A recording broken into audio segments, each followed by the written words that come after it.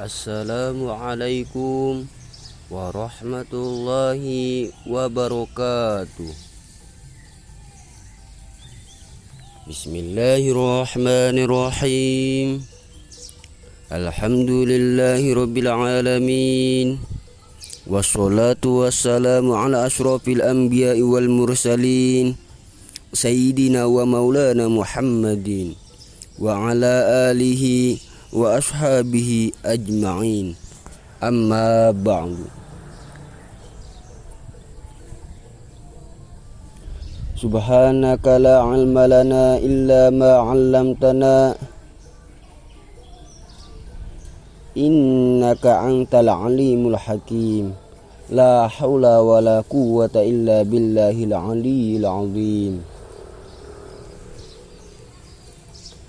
Saudara-saudara kaum muslimin, terutama adik-adik para remaja dan pemuda yang saya cintai. Apabila seseorang akan membangun rumah, tentu saja ia akan mengadakan beberapa pilihan. Sejak dari memilih lokasi sampai pada menentukan bahan-bahan kualitas yang akan dipakainya, sampai kemudian kepada wujud yang bentuk rumah yang akan ditinggalinya. Demikianlah bahwa untuk membangun sebuah rumah yang hanya untuk menaungi kehidupan di dunia, kita mengadakan beberapa macam pilihan. Apalagi kalau kita akan membangun sebuah rumah tangga yang kita harapkan tidak hanya akan menaungi kehidupan di dunia ini, tidak hanya untuk kepentingan kita saja, tetapi kita juga untuk kepentingan anak cucu kita di belakang hari, termasuk sampai kepada hari kiamat nanti. Oleh karena itu, pada kesempatan ini saya hanya ingin khusus berbicara kepada adik-adik remaja dan para pemuda, bagaimana sebaiknya memilih jodoh menurut ajaran agama Islam.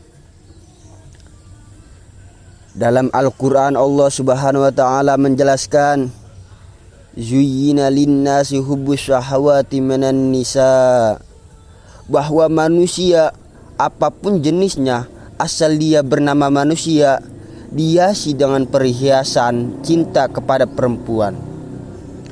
Jadi sejak dahulu secara fitrah laki-laki senang kepada perempuan, sebagaimanapun perempuan senang kepada laki-laki. Dihiasi rasa cinta ini dalam kehidupan manusia, dan oleh karena adanya rasa cinta, berkembanglah segala macam persoalan. Sehingga seorang ahli cinta pernah berkata, cinta ada 5 huruf. Cinta adalah 5 huruf yang membuat persoalan tidak akan pernah selesai. 5 huruf yang membuat persoalan tidak akan pernah selesai. Tetapi dalam kehidupan sehari-hari,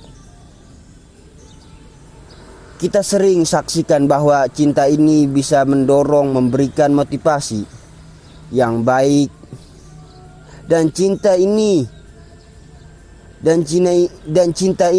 bisa juga memberikan dorongan yang tidak baik. Oleh karenanya, apabila cinta itu ibarat setetes embun yang jatuh di bumi yang subur, akan tumbuhlah di atasnya aneka ragam bunga-bungaan yang harum semerbak, indah, mewangi, sedap dipandang, menerbak rasa aman, damai, santosa, dan begitu selanjutnya.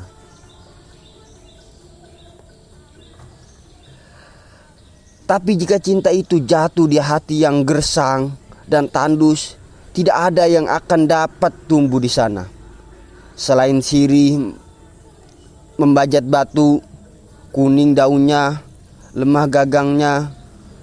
Maka cinta yang semacam itu tidak akan memberikan dorongan positif kepada seseorang di dalam kehidupannya. Maka lebih Dahulu kita akan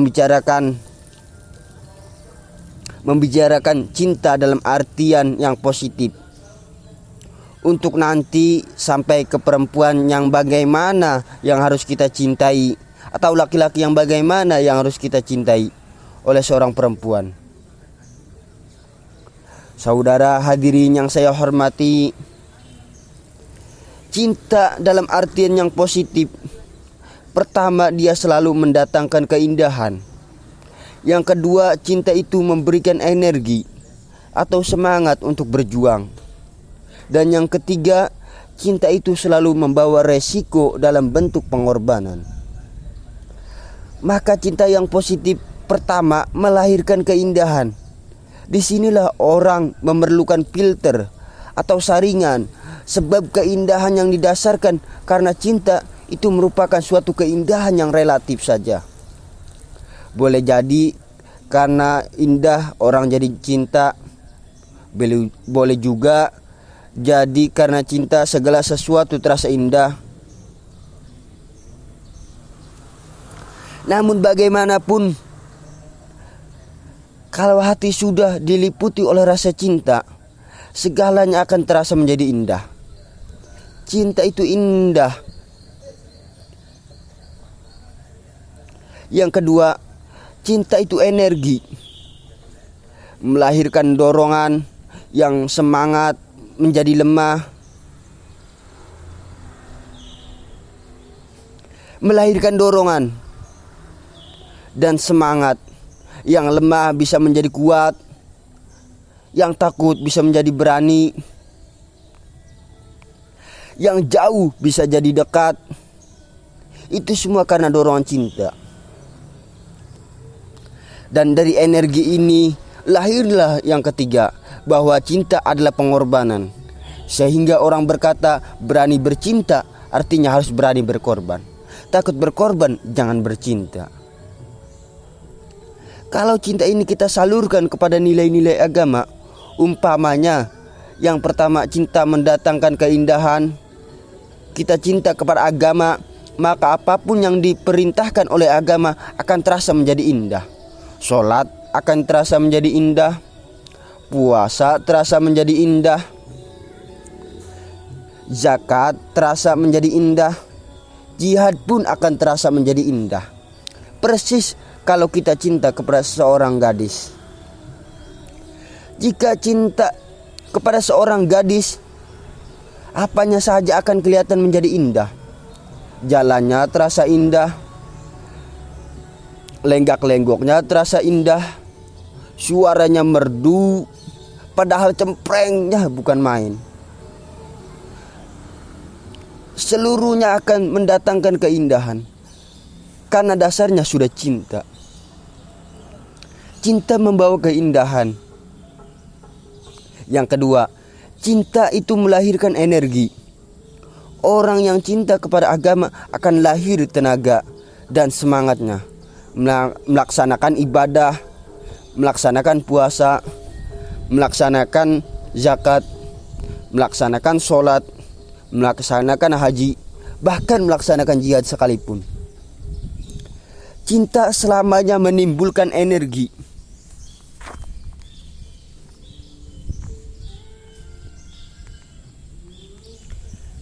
Cinta selamanya menimbulkan energi dan semangat. Sama saja dengan kita apabila jatuh cinta kepada seorang gadis, walaupun rumahnya jauh katanya, gunung pun akan kudekati, ku panjat, lautan pun ku seberangi. Untuk apa itu? Untuk menemui apa yang kita cintai. Cinta selamanya melahirkan energi. Capek tidak terasa, lelah tidak terasa, semuanya tertutup oleh keindahan yang bernama cinta. Lalu yang ketiga, cinta membawa pengorbanan. Apabila kita cinta kepada agama, maka pengorbanan terhadap apapun yang diminta oleh agama, baik itu pengorbanan waktu, tenaga, pikiran, harta, bahkan pengorbanan nyawa sekalipun, kita tidak akan berat melaksanakan karena cinta. Karena cinta kita kepada agama yang kita anut ini. Demikian juga kita cinta kepada seorang perempuan akan membuat kita rela berkorban apapun yang dia minta. Jangankan kita mampu, kita tidak mampu sekalipun, kita pasti berusaha untuk mampu guna memenuhi tuntunan si buah hati belahan jantung. Kadang-kadang malam minggu si doi ngajak nonton. Umpamanya duit tidak ada, gajian belum, kerja enggak. Timbullah inisiatif, entah sepatu kita gadein, entah celana kita gadein.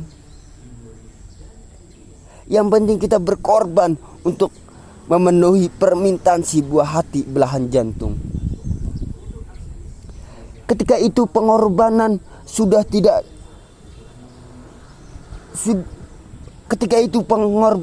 tidak kita rasakan lagi. Bahkan pengorbanan yang paling pedih sekalipun, dalam gurau bercanda misalnya, dicubit oleh kekasih kita, pedih bukan main, terkelupas kulit, mengalir darah bukan nangis, malah nyengir, malah kadang-kadang minta ditambah dicubit lagi. Itu romantikanya cinta, sanggup membuat orang berkorban, melahirkan energi dan semangat, menambah keindahan dalam kehidupan sepanjang dia dalam artian yang positif.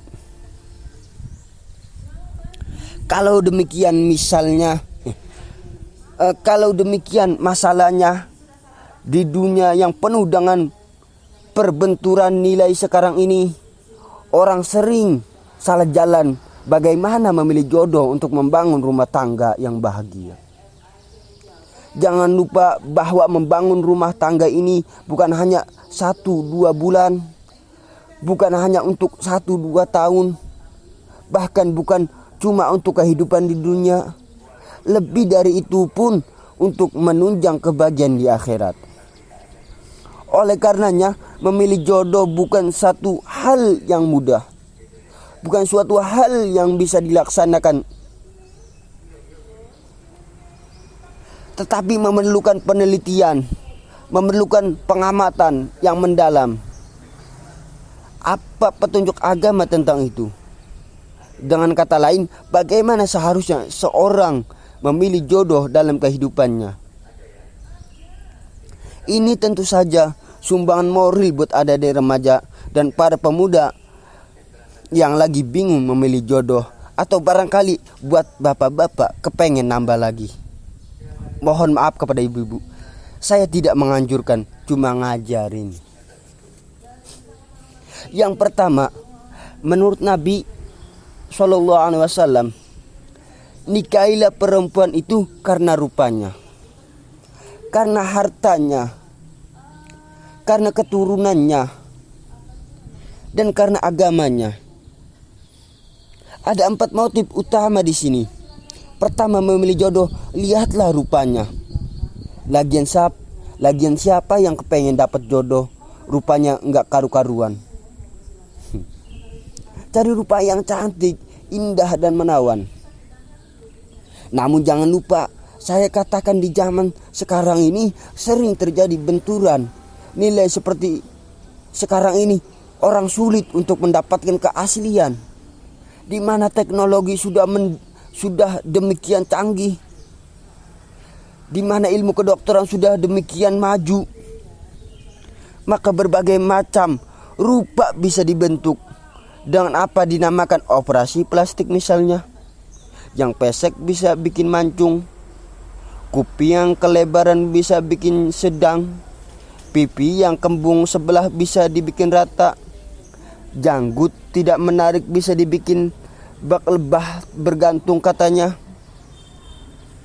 Oleh karena itu, kalau pilihan hanya tertuju kepada rupa yang cantik saja, semata-mata kita sudah melakukan suatu kesalahan yang sangat besar. Sebab apa? Diperingatkan oleh Nabi melalui hadis Ibnu Majah, Ibnu Hajar, Ibnu Bazar dan Baihaqi dari Ibnu Umar, janganlah kamu kawini seorang perempuan karena kecantikannya, sebab kecantikan boleh jadi akan mencelakakan. Jangan juga kamu kawini perempuan karena hartanya, sebab kekayaan bisa mendatangkan kesombongan. Tetapi kawinilah karena agama dan akhlaknya, karena itulah yang membawa kepada kebahagiaan. Saudara-saudara kaum muslimin rahimakumullah, terutama adik-adik remaja dan para pemuda, dikala usia puber, apabila mata baru terbuka, awal balik namanya, remaja sering kehilangan filter. Pokoknya asal ngeliat rupa yang sudah lemot denok geboy, pikirannya pun hanyut. Malam terkenang, siang terbayang, tidur tidak nyenyak, makan tak enak katanya. Selalu terbayang wajah si doi. Asik. Dikala itu orang kehilangan pertimbangan bahwa rupa yang cantik kadang-kadang sering menipu. Diriwayatkan oleh Imam Ibnu Abbas, suatu hari ketika sedang kumpul dengan para sahabat, lewatlah dengan potongan yang potongan orang kaya. Kelihatannya orang yang kaya sama orang miskin jalan.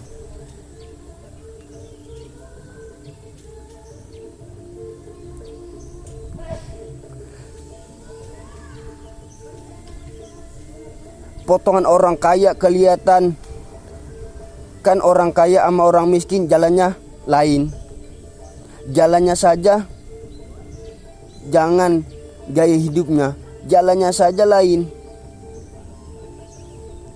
Lewat dia, Rasul bertanya kepada seorang sahabat, menurut pendapatmu bagaimana orang yang lewat itu? Kata sahabat, oh yang lewat itu ini ya Rasul, kalau dia meminang perempuan pasti diterima. Kalau dia menolong orang pasti berhasil. Kalau dia ngomong pasti didengerin. Kenapa? Orang kaya ya Rasul.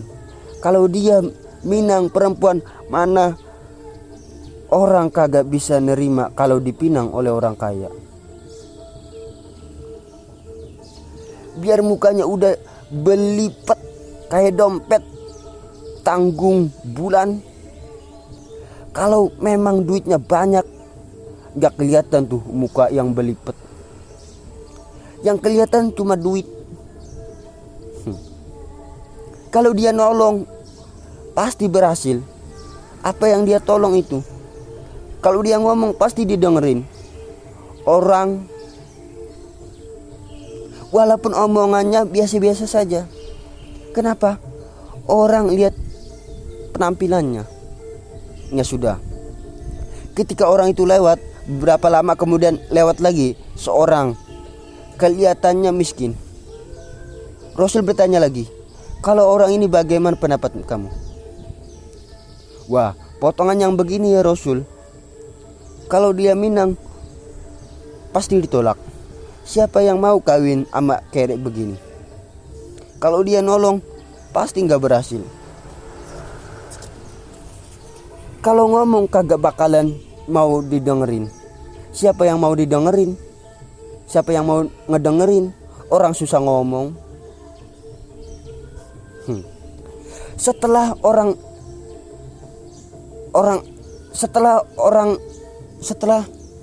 tadi lewat, apa kata Rasul?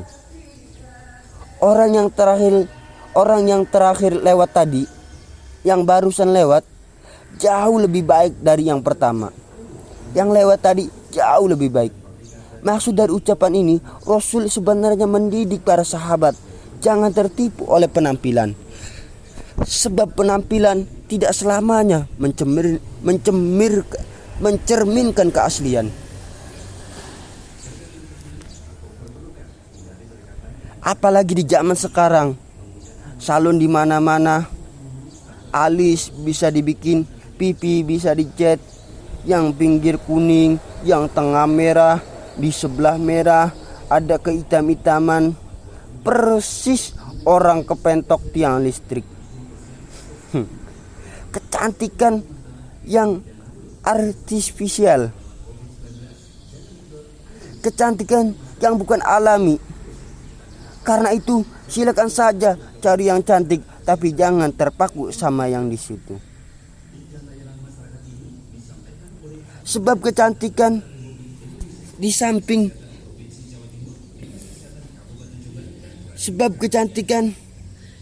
samping dia mudah merubah oleh pergeseran masa dan pertukaran waktu. Ternyata penampilan tidak selamanya mencemirkan keaslian. Lain hari seorang sahabat pernah mengadu, "Ya Rasul, istri saya tidak pernah menolak tangan orang yang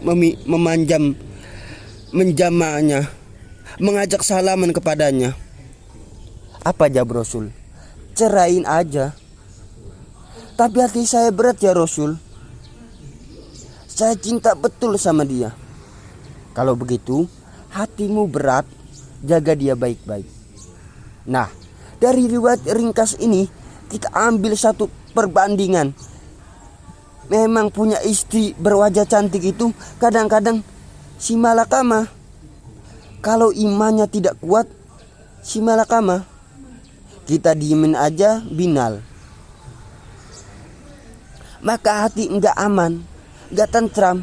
Jangan-jangan saya berangkat ke kantor, dia ngompreng, buah sila makama. Seperti orang tadi, "Ya Rasul, istri saya kelihatannya sebenarnya enggak negatif. Maksudnya ini cuma bersalaman, tapi terlalu ngobrol. Tidak pernah menolak orang yang majak salaman. Tidak sekedar salaman, tapi kan awalnya dari salaman. Kalau udah salaman kan setrum bisa ngederdet. Dari tangan tuh," kata Rasul, "sederhana saja."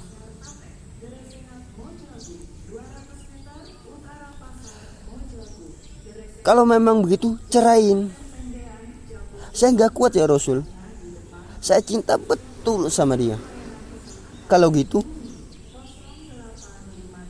kalau kau tak kuat berpisah dengan dia, jaga dia baik-baik. Ajar, didik, tanamkan rasa keagamaan di dalam hatinya. Saudara-saudara kaum muslimin rahimakumullah.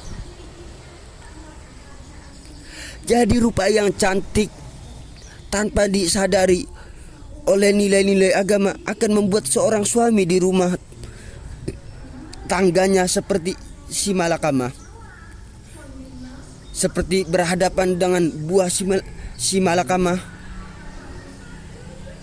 Kalau tidak diiringi dengan nilai-nilai moral yang luhur dan bekal agama yang tangguh, akan pergi jauh dari rumah, rasanya tidak aman.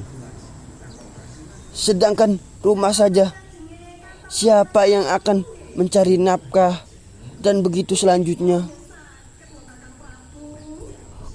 Orang tadi jelas berhadapan dengan buah sila makama. Didiamkan makan hati. Sebab maaf, kalau seorang suami tidak punya rasa cemburu terhadap istrinya, itu disebut dayus. Dan dayus itu jangankan masuk surga, bau surga saja tidak dapat. Tapi cemburuan dalam artian bukan cemburu buta, cemburuan dalam artian yang wajar.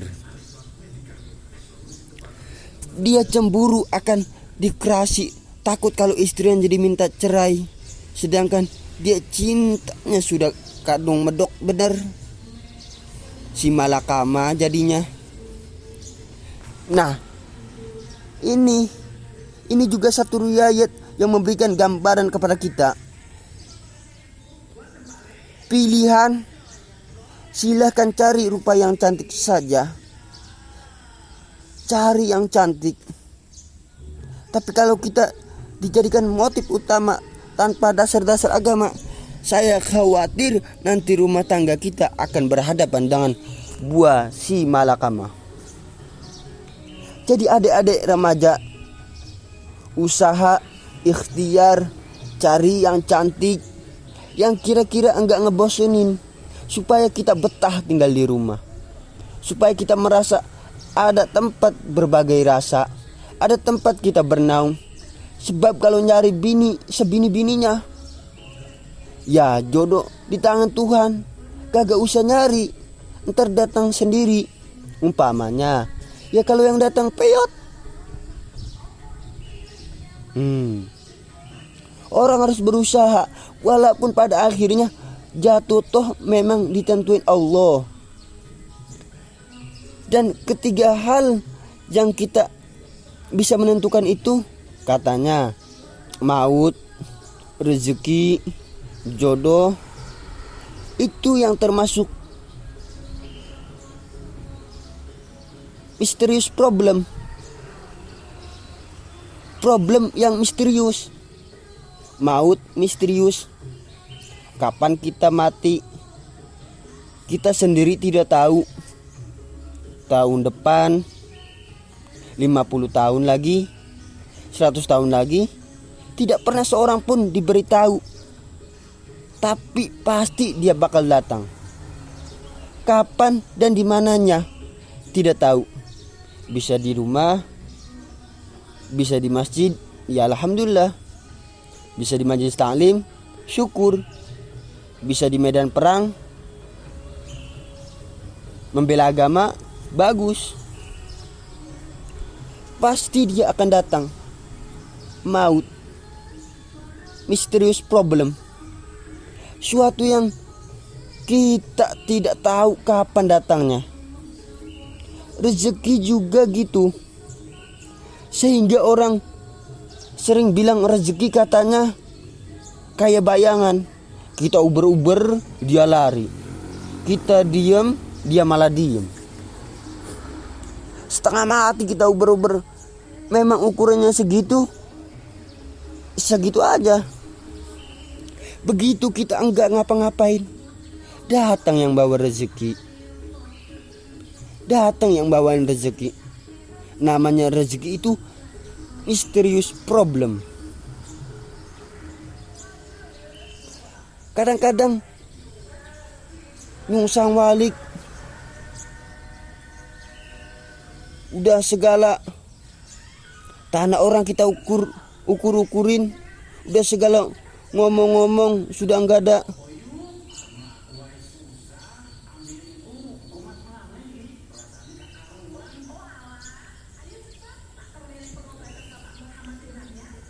Udah segala omongin, udah saya enggak ada yang lu terus udah bu, tak, tapi memang bayangan. Kalau belum rezekinya, ya belum. Kadang-kadang nyari kode sampai tidur di kuburan, belepotan tanah di kuburan. Loh, yang aneh lagi kadang-kadang orang gila ditanyain. Allah Akbar. Ini kode zaman sekarang ini. Sampai orang waras nanyain orang gila, itu bagaimana? Ini sudah efek betul negatif. Sudah jelas orang gila kok ditanya. Apa kira-kira yang nanya enggak lebih gila dari yang gila itu? Saudara kaum muslimin rahimakumullah, terutama adik-adik remaja dan para pemuda, jadi silakan saja cari rupa yang cantik, karena dia akan jadi tautan hati, buah hati, belahan jantung, tempat kita berbagi rasa, tempat kita pulang dan tinggal di rumah tangga kita. Tapi hendaknya kecantikan rupa itu diiringi juga dengan kecantikan budi. Tapi kehendakan kecantikan rupa itu diiringi juga dengan kecantikan budi. Karena itu, cari rupa yang cantik ini pilihan utama.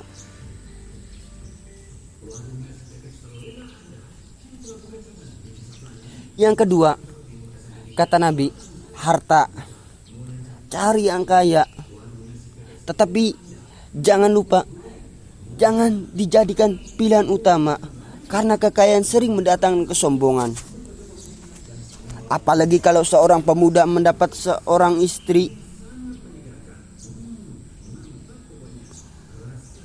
yang kaya, hidupnya dimodali oleh istrinya, maka biasanya wibawanya sebagai seorang suami akan hilang.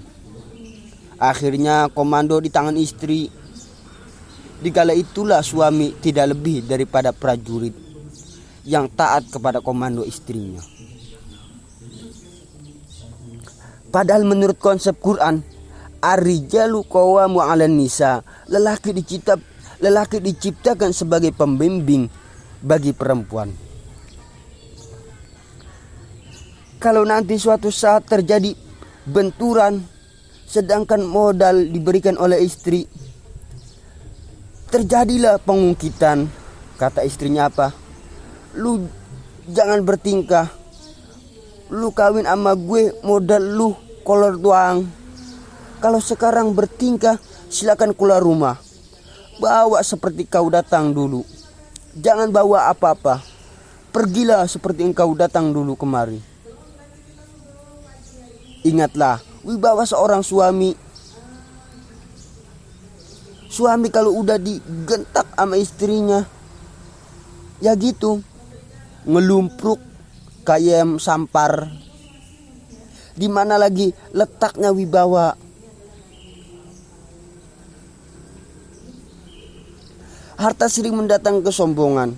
Oleh karena itu, walaupun diperintahkan cari yang keturunan orang kaya, tapi maksudnya jangan jangan dompleng. Sebab kepribadian seorang suami akan ditentukan oleh sifatnya sendiri. Keberadaannya ditentukan oleh karya dan perbuatannya sendiri. Itu yang akan menampilkan kepribadian dia dalam kehidupan di masyarakat ini. Saudara kaum muslimin, terutama adik-adik remaja dan pemuda. Kan kadang-kadang di zaman sekarang kelas gigolo, playboy, nyari tante-tante kesepian, mejeng-mejeng di pinggir-pinggir jalan dengan harapan apa? Barter lah, tukar tambah. Ya, supaya dapat rokok, dibeliin pakaian, motor dan sebagainya. Tapi yang jelas hilang harga diri sebagai laki-laki. Dan itu yang paling mahal. Kalau seorang laki-laki sudah kehilangan harga diri, apa yang bisa dibanggakan dalam kehidupan ini? Apa artinya naik mobil kalau kepala tertunduk ke bawah? Apa artinya jalan di tengah masyarakat kalau tidak bisa menengah?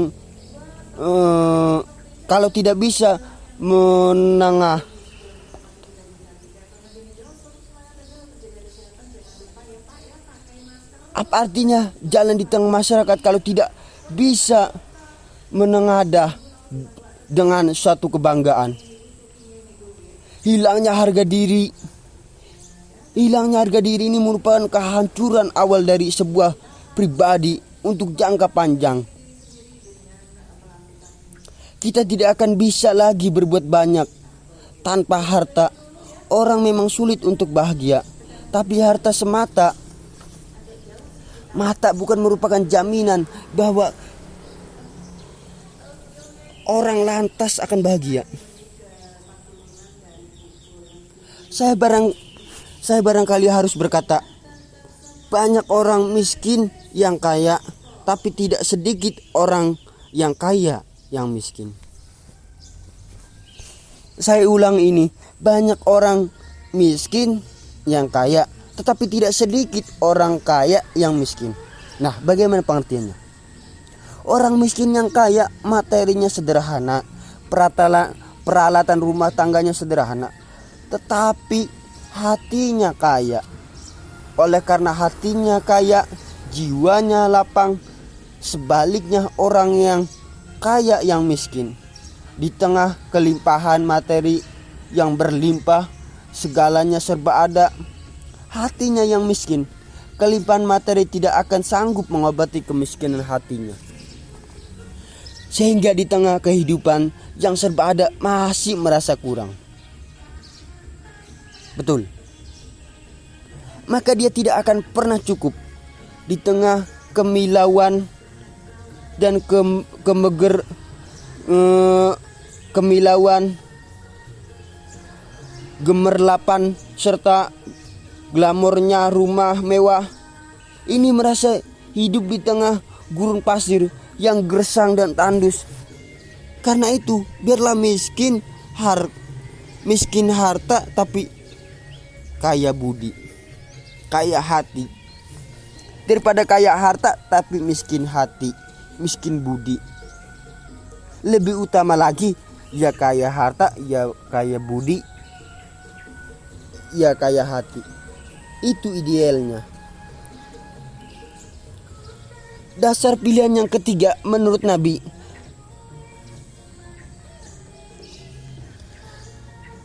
keluarga faktor keturunan sangat menentukan.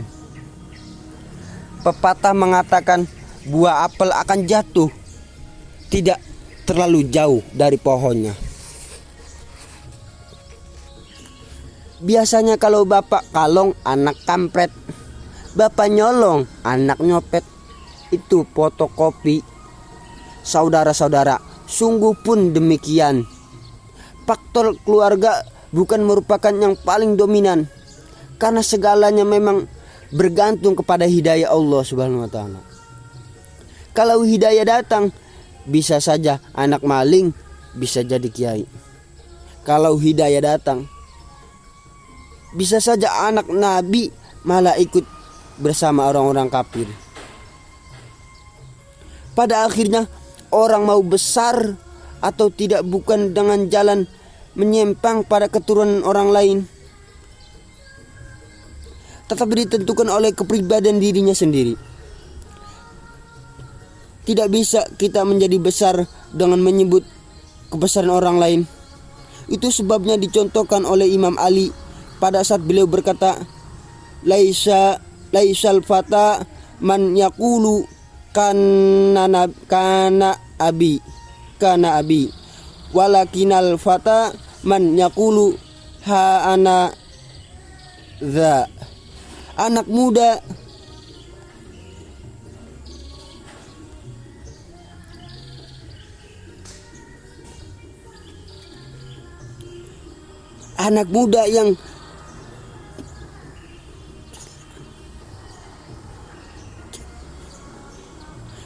muda yang gentleman, anak muda yang berani berkata inilah saya.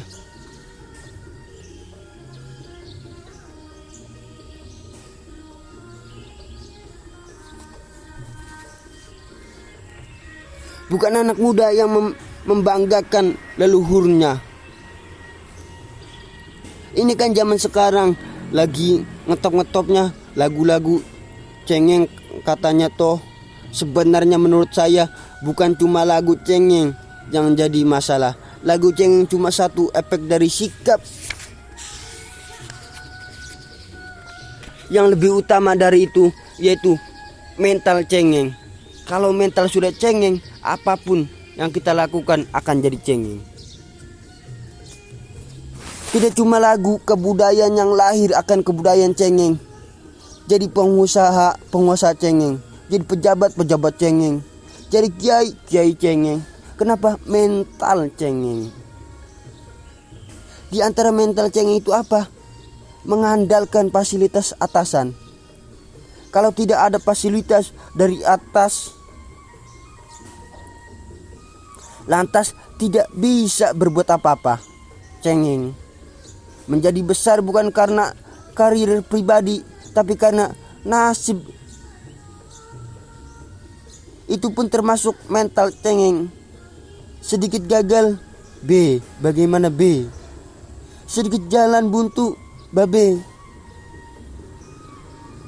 Sedikit-sedikit babe. Lu ngapain babe? Lu melulu. Saudara hadirin yang saya hormati, jadi lebih penting dari sekedar lagu-lagu cengeng, saya lebih suka berbicara masalah mental cengeng ini. Mental yang cepat putus asa, mental yang tidak mau mengeluarkan usaha maksimal, mental yang hanya mengandalkan fasilitas, sedangkan pribadinya tidak lebih daripada pribadi sumuhun dawu. Pribadi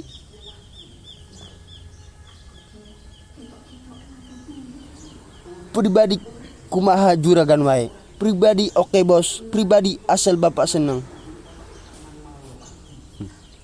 Bukan itu semua merupakan cerminan dari mental-mental yang cengeng, yang untuk jangka panjang tidak akan pernah menguntungkan dari pembangunan bangsa dan negara yang kita cintai ini.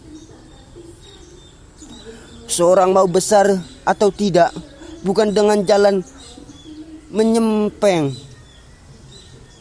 kepada kebesaran orang lain. Bahkan Syauqi dalam sebait syairnya yang lebih tegas mengatakan generasi yang paling jelek adalah generasi pemalas. Kalau kelihatan orang lain lebih hebat dari dia, disebut-sebutnya kebesaran nenek moyangnya. Dia sendiri gak punya prestasi apa-apa. Kerjanya cuman ngandelin babe. Kerjanya cuman menggelayuti fasilitas orang tua. Tanpa itu dia tidak akan punya nilai dan harga sama sekali. Ini generasi paling jelek. Kalau orang lain kelihatan lebih hebat, dia sebut nenek moyangnya. Lo sih belum apa-apa, lo baru kopral lo. Engkong gue no komandon hansip. Engkong yang disebutin.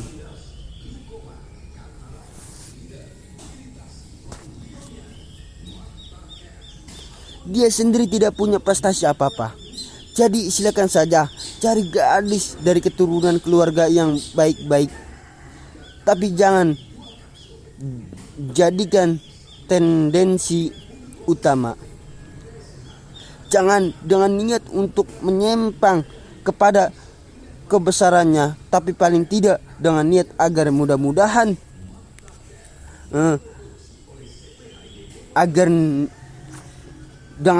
agar mudah-mudahan dari benih yang baik ini akan lahir keturunan yang lebih baik daripada akhirnya nanti. Itu yang kita harapkan.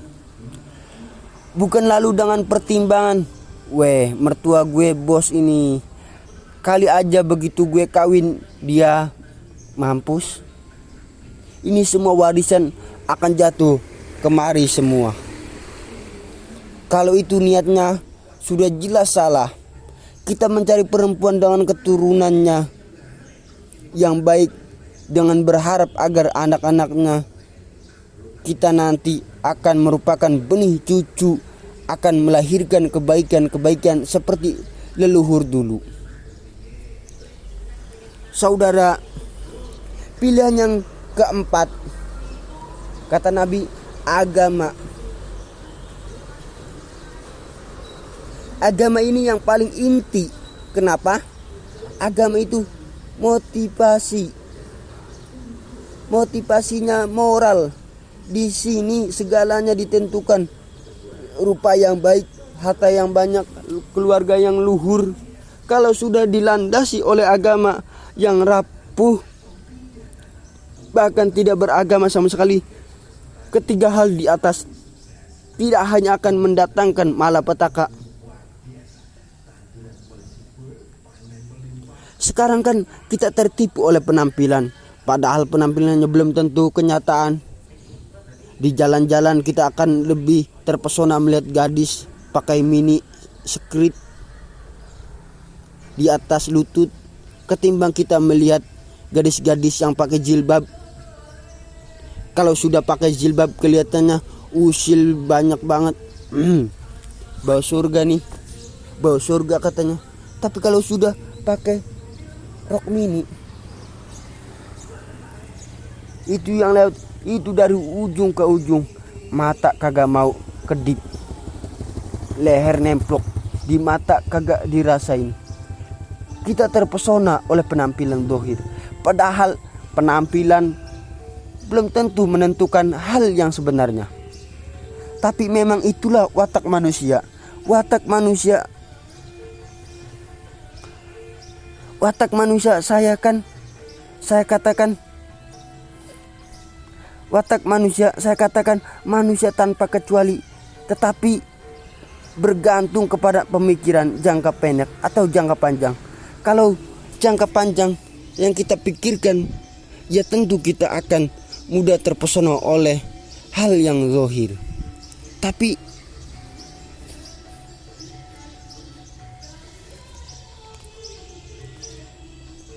sampai-sampai Al-Quran sendiri mengatakan budak yang hitam legam tapi beriman itu lebih baik daripada orang-orang musyrik walaupun cantik, denuk, lemot, geboy. Ada lagi enggak bahasa yang lebih dari itu. Cantik, denuk, lemot, gobay, bahenol, nerkom tapi kafir. Masih lebih baik budak yang hitam legam sekalipun kalau dia beriman. Kenapa? Karena rumah tangga untuk jaga panjang. Selain itu, Islam tidak membolehkan kawin campuran dengan lain agama. Walaupun ada ayat yang mengatakan boleh kawin dengan ahlul kitab, tapi sebagian mufasir menjelaskan bahwa kawin dengan ahlul kitab itu dalam kondisi darurat. Dalam kondisi normal tidak bisa. Kenapa?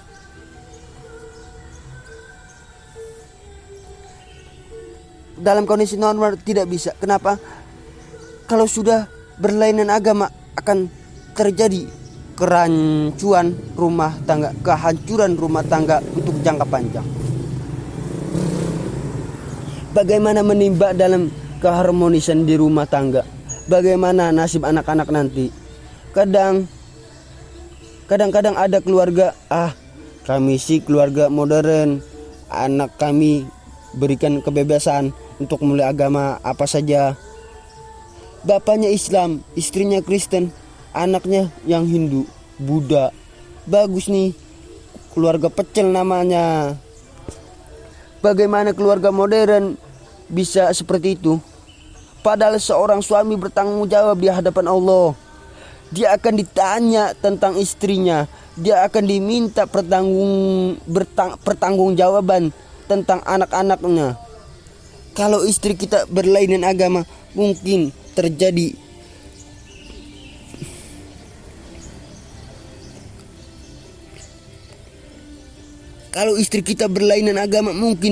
pengkaplingan. Pokoknya kalau anak perempuan ikut ibu, anak laki ikut bapak. Administrasi dunia bisa begitu. Tapi akhirat, pertanggungjawaban di hadapan Allah, bisakah kita sorry aja Tuhan, memang janjinya begini. Saudara hadirin yang saya hormati, oleh karena itu budak legam hitam kalau beriman masih lebih baik daripada orang yang tidak beriman walaupun cantik mempersona. Kenapa? Ini faktor agama. Ya, buat 1-2 bulan bisa terwujud rumah tangga yang tentram. 2-3 tahun mungkin masih bisa bertahan. Tapi sampai kapan itu akan terwujud? Pada akhirnya akan muncullah dilema yang sulit buat diatasi. Oleh karenanya motif agama dijadikan stres oleh Nabi. Pilih agama sebagai titik sentral, sebagai pilihan utama. Kalau agamanya kuat, walaupun rupanya sederhana, tapi karena nilai agamanya kuat, dia bisa menyenangkan hati suaminya. Dia bersolek untuk kepentingan suaminya, dia taat kepada suaminya. Harta, dia tidak orang kaya untuk membantu perjuangan suaminya.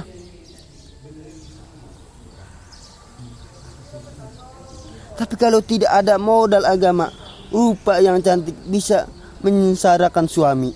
Apalagi kalau suami kere, istri sudah cantik, kaya ataupun tidak tidak kaya, kadang-kadang udah suaminya suruh nyapu rumah, bininya yang kerja. Kalau kerja mendingan kalau dikerjain, itu yang repot. Saudara hadirin yang saya hormati, dan ini bukan satu dua kasus. Alangkah malangnya kalau sudah terkena hal seperti itu.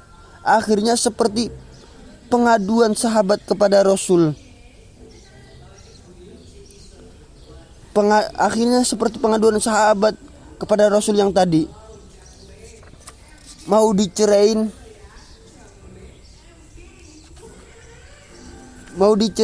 cinta saya udah medok bener ya Rasul. Enggak dicerain, hati saya ngebet pegel. Si malakama akhirnya.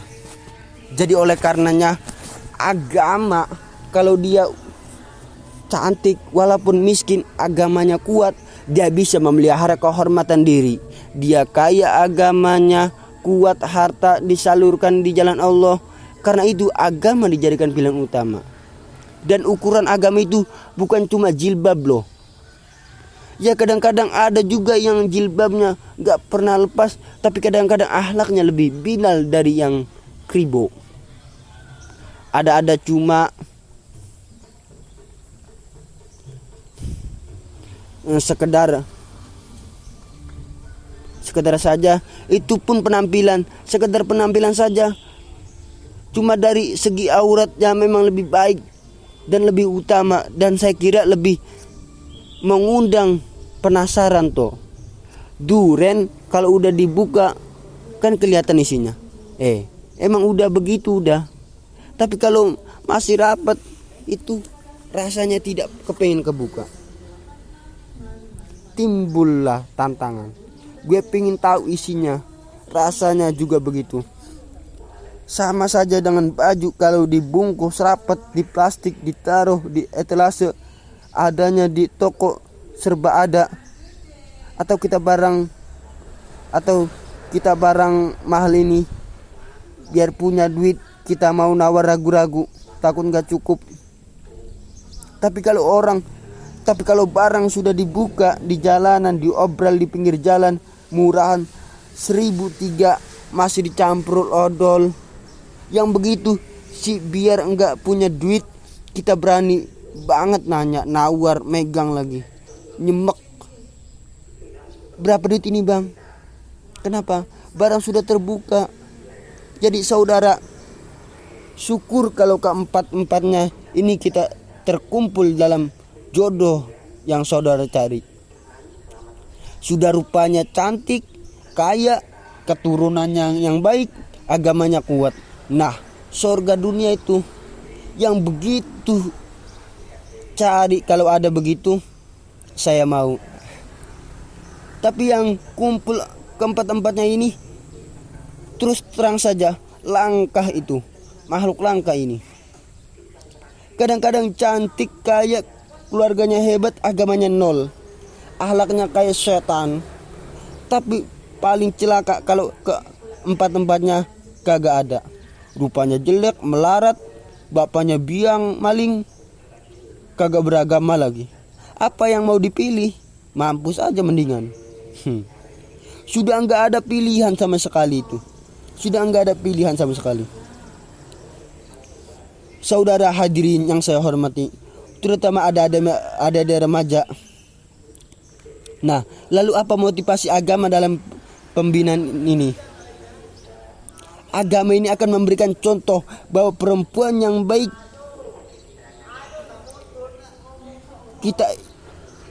perempuan yang baik ini kita ingin jadikan dia sebagai ideal dalam pencarian jodoh. Tandanya 3 kata Nabi. Kalau dipandang dia bisa membahagiakan kamu, nyenengin kamu. Kan ini yang penting buat seorang suami. Kalau saudara nanti jadi suami, punya istri jadi partner, setia mendampingi suaminya. Kalau dilihat enggak bosenin. Kenapa? Dia berdandan untuk nyenengin hati suaminya, enggak ngebosenin. Kan kadang-kadang ada bini kalau kita pulang demek aja potongannya. Ini yang bikin suami enggak betah di rumah. Ini yang begini. Adapun perempuan yang beragama, apabila dipandang oleh suaminya, dia pandai menyenangi hati suaminya. Andai kata suaminya dalam kesulitan, dia tidak akan menambah kesulitan. Paling tidak dia memberikan suatu bantuan moral untuk mengurangi beban kesulitan dari suaminya. Suaminya pulang dagang rugi, kata istrinya. Romantika bang, sekali-sekali lah. Masa selamanya dagang mau untung terus? Besok siapa tahu untung lebih besar. Kan meringankan. Kadang-kadang enggak. Suami pulang dari pasar, panas rugi, sampai di rumah bini pidato pletor, lu dagang rugi, emang lu laki goblok.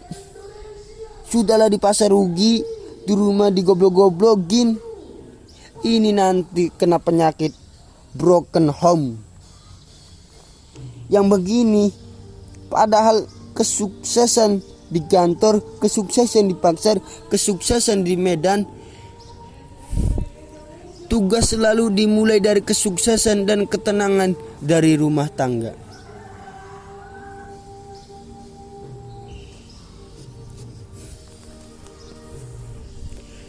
Dia berhias untuk kepentingan suaminya, tidak terlalu berlebihan, dan suaminya pun pandai menghargai istrinya dengan kata-kata yang menimbulkan gairah dan semangat. Lihat istrinya bersolek, kamu makin cantik saja. Jangan juga kadang-kadang suaminya ketus ngeliat pas pulang kantor, lihat istrinya dandan rapi, tumben lu.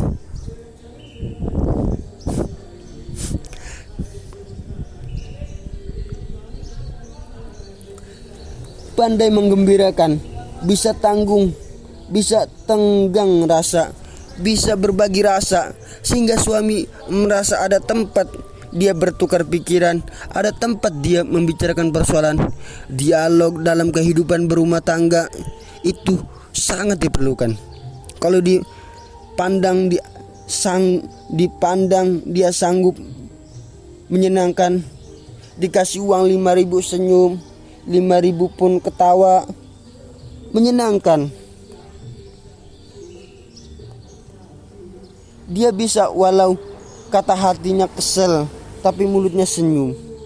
Nah, ini yang sulit. Senyum tapi kesel, kesel tapi senyum.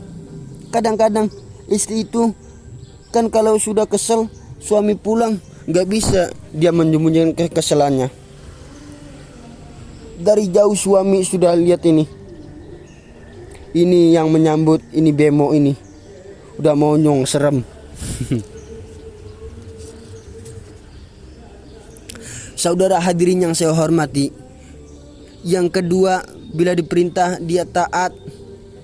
Ini pengaruh agama, sehingga Nabi mengatakan, andai kata saja boleh aku memerintahkan manusia untuk sujud kepada sesama manusia, pastilah aku perintahkan perempuan untuk sujud kepada suaminya. Kenapa? Karena besar hak suami kepada istrinya.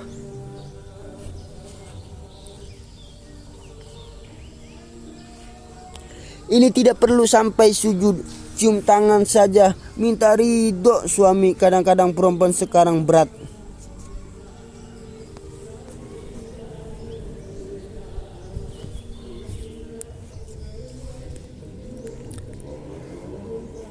Paling banter setahun sekali, Lebaran doang.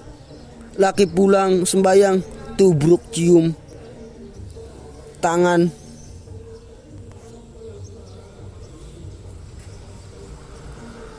Cium tangan, minta ridho, nangis, segala macam. 3 hari habis Lebaran, beras habis, monyong lagi. Saudara hadirin yang saya hormati, yang ketiga, akibat pengaruh agama, dia sanggup memelihara kehormatan diri, sanggup menjaga harta suaminya, memelihara kehormatan diri dengan baik di rumah atau pada saat suaminya tidak ada di rumah. Satu riwayat seorang sahabat akan perang berjihad fisabilillah. Ketika mau berangkat, dia bilang kepada istrinya, "Saya mau berangkat perang. Kalau saya belum pulang, kamu jangan keluar-keluar rumah." "Baik bang."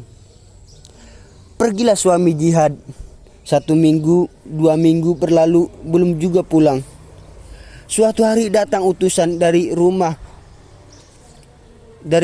orang tua si istri. "Assalamualaikum bu." "Waalaikumsalam, ada apa?" "Ada berita kurang enak bu. Orang tua ibu sakit parah, mohon tolong ditengokin." "Apa?" kata istri. "Maaf, suami saya belum pulang dari medan perang. Saya belum dapat izin keluar rumah kalau belum dia pulang. Tolong sampaikan maaf kepada orang tua saya." Pulanglah utusan tadi. Besoknya lagi, "Bu, ada apa?" "Udah Senin, Kemis, napasnya sudah sampai tenggorokan. Tolong tengokin bu, buat terakhir kalinya bu." Suaminya belum pulang. Dia pesan kalau dia belum pulang, jangan keluar rumah. "Saya nggak bisa tengokin orang tua.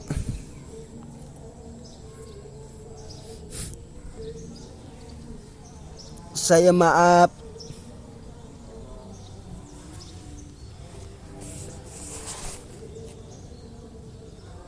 "Tolong sampaikan maaf kepada kedua orang tua saya. Mohon maaf."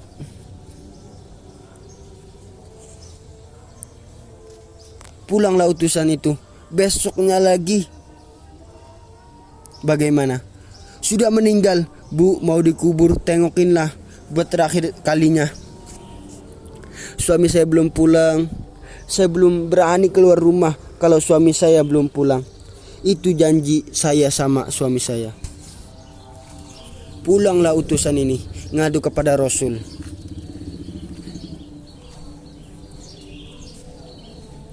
"Ya Rasul, ini perempuan kelewatan benar. Dari orang tuanya sakit sampai sekarat, sampai mati, sampai wafat, sampai dikubur, dia enggak nengokin. Memang kenapa? Suaminya katanya pergi jihad, dan suaminya tidak mengizinkan dia keluar rumah kalau suaminya belum pulang." Apa jawab Rasul? Apakah Rasul marah? Tidak. Beliau senyum. Apa katanya? "Dosa orang tua yang meninggal ini telah diampuni oleh Allah Subhanahu wa taala." Subhanallah.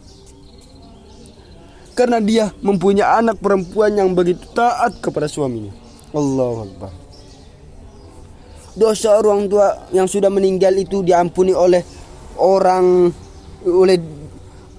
dosa orang tua yang sudah meninggal itu diampuni oleh Allah Subhanahu wa taala karena dia mempunyai anak perempuan yang begitu taat kepada suaminya. Ketaatannya kepada suaminya menyebabkan dosa orang tuanya diampuni oleh Allah. Suaminya pergi jihad, orang tuanya sakit keras, tidak berani dia keluar rumah. Itu tandanya bisa menjaga kehormatan diri. Kalaupun suatu saat suaminya manggil, "Bu, tolong ambilin uang di dompetnya dibawa." "Bang, ambil sendirilah, nanti salah saya ambil." Kadang-kadang enggak, suaminya pergi mandi, dompet berantakan.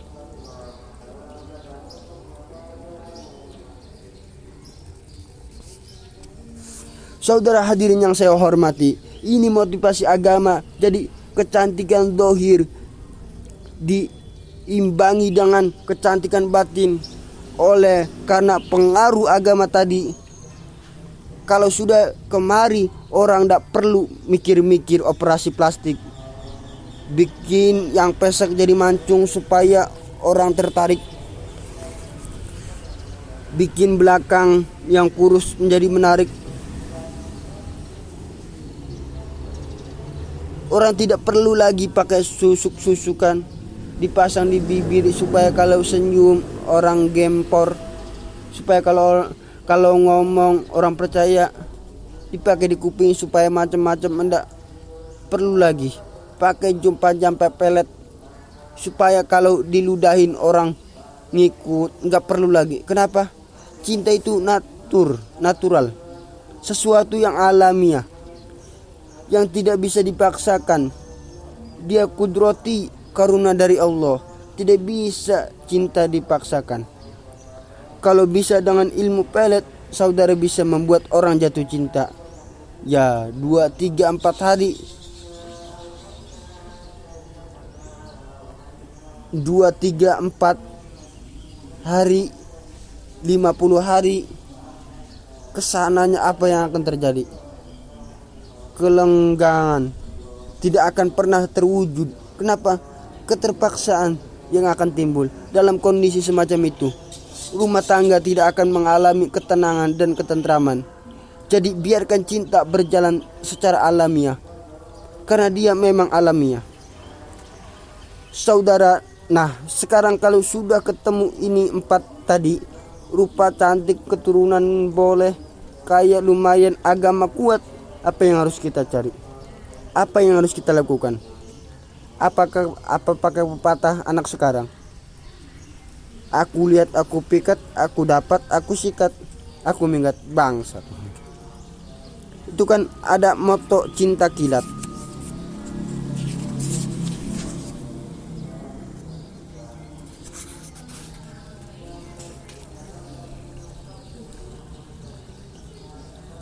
Islam mengajarkan kalau memang ini rasanya ini mantep gue nih, apa yang diajarkan oleh Islam selanjutnya, memang saudara meminang adalah langkah awal untuk mengikat tali pernikahan. Diizinkan meminang, dan dalam meminang pun diizinkan untuk melihat.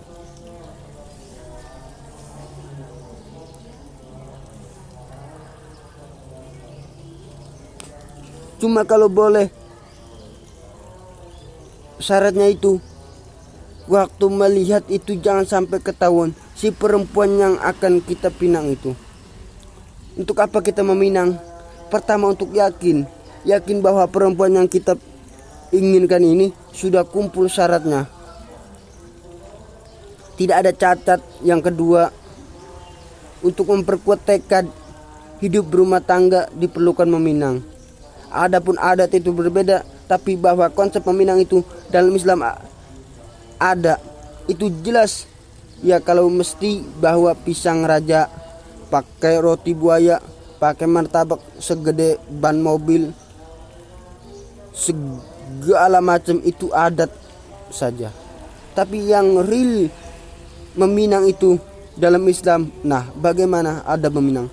Setelah kita tahu anak yang kita cintai, keturunan yang baik, dan kekayaannya lumayan, agamanya yang kuat, kekayaan yang lumayan, agamanya kuat, pinanglah dia. Caranya boleh lihat langsung kalau bisa tanpa setahu si perempuan, dan batas yang boleh dilihat itu muka dan tangan. Itu saja. Jadi jangan ngerusak minta permisi, Pak. Saya mau ngeliat anak Bapak seutuhnya, soalnya buat saya nanti. Apanya apanya mau dibodoli nih?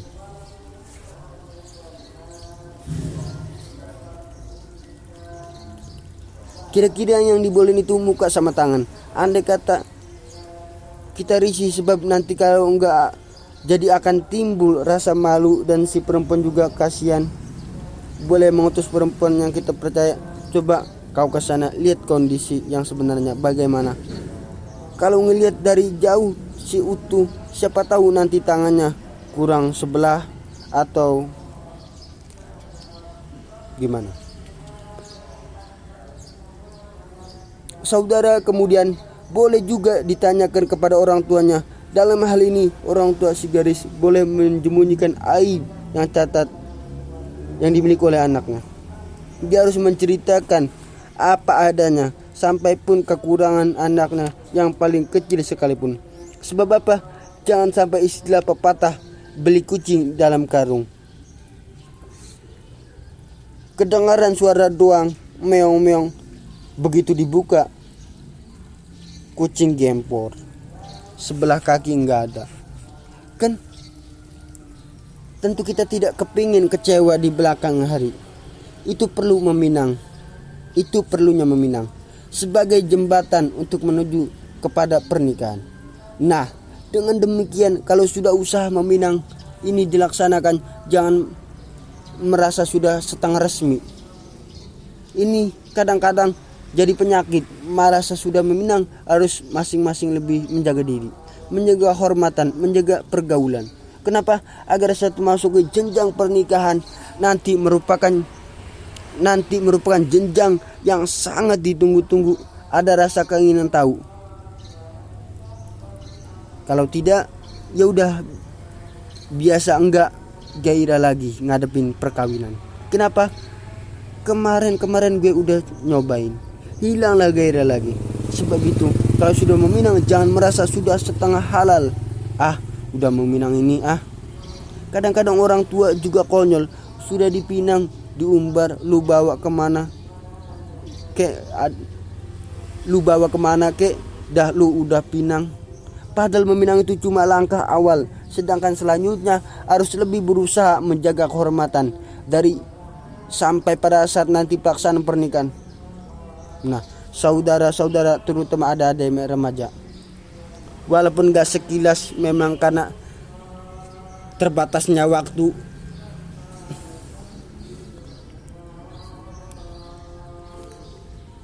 pada pertemuan ini mudah-mudahan bisa memberikan gambaran yang sepintas tentang bagaimana sebaiknya memilih jodoh di dalam membina rumah tangga yang bahagia. Semoga ada manfaat. Kurang lebihnya mohon maaf. Dan apabila masih banyak kata-kata yang kurang pas, masih belepotan karena saya masih belajar, usikum wa nafsi bitaqwallah. Wassalamualaikum warahmatullahi wabarakatuh.